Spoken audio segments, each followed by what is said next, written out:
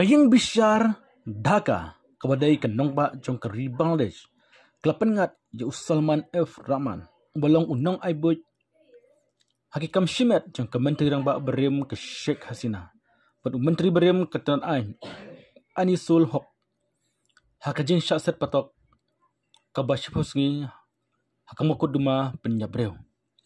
Muhammad Mahnur Rashid Nong Bishar Kadhaka Metropolitan Magistrate lapan mi ya kene hukum hakajing dan lang kene arngot basyak keno shwaya kene kesngi pulit kilapan ya kijing syaset patok kabamar husngi ya Salman F. Rahman bat Anisul Haq hakadaya kam syak keno penyabreu kadbadang ya kijing Bishar hapo kamera okupa jong unong syak keno penyap ulas dang menperta bandawa badai penyap ya unong syak keno penyap. Kinang isajaan kibakersan ya ka BNP Jamat Kimsham na syak ya kino-kino. Kinang isajaan banyang na banta kinong syak keno hinging besar.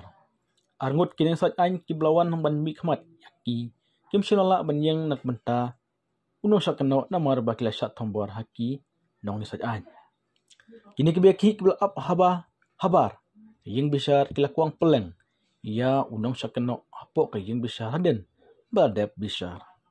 Kani kijing song besar kaba ya Salman bat ya Anisul ru kimsham la syak ban kran ban yadai lade.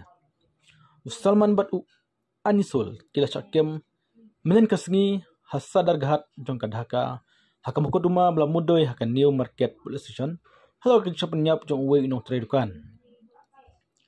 Kita ki arngut kitmu man petkrat na kitipulet ang Umainul Hasan upulet Kadhaka Metropolitan Police Commissioner jingkran bat kawai perkuat pareng ke Daily Star Hadaka kipulet pahara jurduriau kliwan bat yang ini ki arngut kathan pakla jong kanarian balai ti pat yaki syaki pulet.